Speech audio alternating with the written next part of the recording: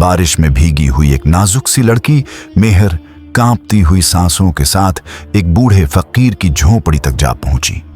ये जंगल आम न था, बल्कि ऐसा वीरान और खौफनाक मकाम जहां रात के अंधेरों में न इंसान आने की हिम्मत करते थे और न ही जानवर।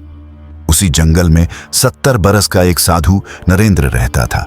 कमजोर जिस्म मगर बुलंद क़यामत, शख्सियत और आंखों की चमक में अब भी एक खास रौब बाकी था। वो बरसों से अकेला अपनी झोपड़ी में वक्त गुजार रहा था। आधी रात का वक्त था, बादल गरज रहे थे, बिजली आसमान को चीर रही थी और बारिश हर दरख्त को हिला रही थी। साधु नरेंद्र अपनी झोपड़ी में कभी सोचों में डूब जाते और कभी धीमी आवाज में गुनगुनाते। अचानक दरवाजे पर तेज और मुसलसल दस्तक हुई, जैसे कोई जान बचाकर पनाह मांग रहा हो। साधु नरेंद्र चौंके। उस वीरान जंगल में आधी रात को कौन हो सकता है? वो फौरन उठे और दरवाजा खोल दिया। सामने का मंजर देखकर उनकी आंखें लम्हा भर के लिए ठिठक गईं। सामने एक निहायत हसीन मगर सहमी हुई लड़की खड़ी थी। बारिश ने उसके कपड़े भिगो दिए थे और वो कांप रही थी। आंखों में ऐसा खौफ था जैसे कोई बड़ी मुसीबत उसके पीछे हो। साधु नरेंद्र ने नरम लहजे में पूछा, बेटी, तुम कौन हो? ऐसी रात के अंधेरे में इस जंगल में अकेली कैसे आ गई? बाहर बारिश भी जोरों पर है। कहां से आई हो और किस भरोसे पर निकली हो? लड़की ने कपकपाती आवाज में कहा, साधु जी, मेरा नाम इनाया है। मैं चांदनीपुर की रहने वाली हूं। वहां के चंद जालिम लोग मुझे नुकसान पहुंचाना चाहते हैं। मैंने किसी तरह जान बचाई और भागकर आपकी झोपड़ी तक आ गई। साधु नरेंद्र ने दरवाजा मजीद खोलते हुए कहा, बेटी, डरने की जरूरत नहीं, अंदर आ जाओ, यहां तुम्हें कोई नुकसान नहीं पहुंचा सकता। इनाया ने हिम्मत करके झोपड़ी में कदम रखा। उसके भीगे कपड़े बदन से लिपटे थे और चेहरे पर खौफ और थकन नमायां थी। साधु नरेंद्र ने उसे ओढ़ने के लिए एक पुराना कपड़ा दिया और कहा, बैठ जाओ, घबराहट छोड़ो और पूरी बात बताओ। इनाया थरथराते लहजे में बोली, मैं चांदनीपुर के मशहूर मोची रत्न की बेटी हूं। कुछ दिन पहले मेरे वालिदैन का इंतकाल हो गया। उनके बाद गांव के चंद मर्दों का रवैया बदल गया।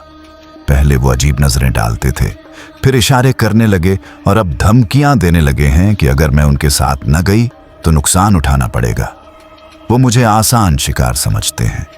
जान बचाने के लिए मैं सीधा जंगल की तरफ भाग आई। साधु नरेंद्र खामोशी से सुनते रहे। उनकी निगाहों में सवाल तो छुपे थे मगर चेहरे पर हैरानी न थी। मध्यम जलता दिया और पुरानी झोपड़ी का माहौल इस मंजर को और ज्यादा सनसनीखेज बना रहा था। बरसों से वो इस वीराने में अकेले थे, मगर आज एक अजनबी लड़की की मौजूदगी ने उनकी खामोश रात को बदल दिया था। उनके दिल में हमदर्दी के साथ साथ एक अनोखी बेचैनी भी जन्म लेने लगी। अचानक इनाया नरम आवाज में बोली, साधु जी, मुझे बहुत डर लग रहा है। बाहर अंधेरा ही अंधेरा है। क्या मैं ये रात आपकी झोपड़ी में गुजार सकती हूँ? सुबह होते ही चली जाऊंगी। क्या आप मुझे थोड़ी पनाह दे देंगे? साधु नरेंद्र ने नरमी से कहा, बेटी, घबराने की कोई जरूरत नहीं। ये रात चाहे कितनी ही तूफानी क्यों ना हो, ये झोंपड़ी तेरे लिए पनाह गाह है। बाहर घुप अंधेरा था और बारिश थमने का नाम नहीं ले रही थी। इनाया आहिस्ता आहिस्ता कोने में जाकर लेट गई। उसने धीमी आवाज में कहा, साधु जी, मेरी पलकें बोझल हो रही हैं, मुझे नींद आ रही है। वो लेटी तो साधु नरेंद्र के दिल में एक हलचल मच गई। बरसों से खामोश दिल जैसे पहली बार जाग उठा था।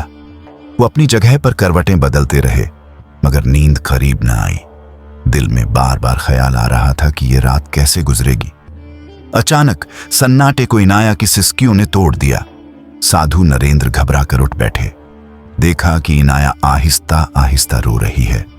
आंखों से आंसू बह रहे थे और चेहरा दर्द से भरा हुआ था। वो उसके पास जा बैठे और नरमी से बोले, बेटी इनाया, क्या बात है? तुम क्यों रो रही हो? इनाया ने सिसकियों के बीच कहा, साधु जी, मेरे साथ जो कुछ हुआ है वो जुबान पर लाना भी आसान नहीं। मैं वो नहीं हूं जो आप समझ रहे हैं। मैं कोई सादा लड़की नहीं बल्कि एक बदनाम हस्ती हूं। मैं एक भटकती हुई रूह हूं। साधु नरेंद्र पर जैसे बिजली गिर गई। कांपते लहजे में बोले, क्या वाकई तुम रूह हो? ये मानना मेरे लिए बहुत मुश्किल है। इनाया ने धीरे से कहा, मुझे मालूम था आप यकीन नहीं करेंगे, इसीलिए मैं अपनी पिछली जिंदगी की कहानी सुनाती हूं। फिर वो कहने लगी, ये पुरानी बात है। हमारे गांव राजपुर के तालाब के किनारे एक पुराना बरगद का पेड़ है। हम लड़कियां वहां घड़े भरने और नहाने जाती थीं। एक दिन सब लड़कियां वापस चली गईं, मगर मैं वहीं रुकी रही। तभी मैंने उस पेड़ पर एक अजीब ओ गरीब हसीन जवान देखा। वो मुझे चाहता था, मुझसे शादी करना चाहता था। मैंने बड़ों से सुना था कि उस पेड़ पर साया रहता है। मैं फौरन समझ गई कि वो कोई आम आदमी नहीं, बल्कि वही साया है। उसके बाद उसका जिक्र भी मेरे लिए नापसंदीदा हो गया। इनाया ने कांपती आवाज में कहा, वो बाज न आया। जब देखा कि मैं किसी हाल में राजी नहीं हूं तो उसने मुझ पर जादू कर दिया। उसके असर में मैं उसके कब्जे में आ गई। मेरी मर्जी के खिलाफ उसने शादी की, मगर वो चाहता था कि मैं दिल से उसके हवाले हो जाऊं। जबरदस्ती कुछ न कर सकता था। मैंने शादी की रात भी उसे दूर रखा। फिर उसका रवैया बदल गया। वो मुझे पीटने लगा। जब मेरा जिस्म आधा मुर्दा सा हो गया तो उसने कहा, तू मर जाएगी, मगर तेरी रूह को सुकून तभी मिलेगा। ये सुनकर साधु नरेंद्र दहल गए। उनके दिल में आया कि शायद इनाया इसी शर्त को पूरा करने के लिए उनके पास आई है। इनाया ने उनका हाथ पकड़कर कहा, साधु जी, मैं झूठ नहीं कह रही। अगर आपने आज मेरा साथ न दिया तो मेरी रूह हमेशा इस जंगल में भटकती रहेगी। सिर्फ एक रात की बात है। अगर आप मेरा साथ दे दें तो मेरी रूह आजाद हो जाएगी और आपकी रात भी खुशगवार हो जाएगी। साधु नरेंद्र के दिल की धड़कन तेज हो गई। पसीना बहने लगा। वो कुछ कह भी न पाए थे कि इनाया उनके करीब आने लगी। अचानक झोंपड़ी के बाहर एक खौफनाक आवाज गूंजी। वो घबराकर बाहर निकले तो देखा एक ऊंचे दरख्त पर एक डरावना जिन बैठा है। जैसे ही उसकी निगाह उन पर पड़ी, वो इंसान की शक्ल में उनकी तरफ बढ़ने लगा। साधु नरेंद्र कांपते लबों से बोले, तू कौन है? जिन गरज कर बोला, मैं वही हूं जिसने इनाया को तेरे पास भेजा है। यह सुनकर साधु नरेंद्र को सब समझ आ गया। यह सब एक जाल था। वो जिन इनाया को अपनी कैद में रखकर उसके जरिए साधु को बहकाना चाहता था। साधु ने गुस्से से कहा, तेरा ये काला जादू मुझ पर कारगर नहीं होगा। क्या समझा था एक हसीन लड़की भेजकर मुझे गुमराह कर देगा?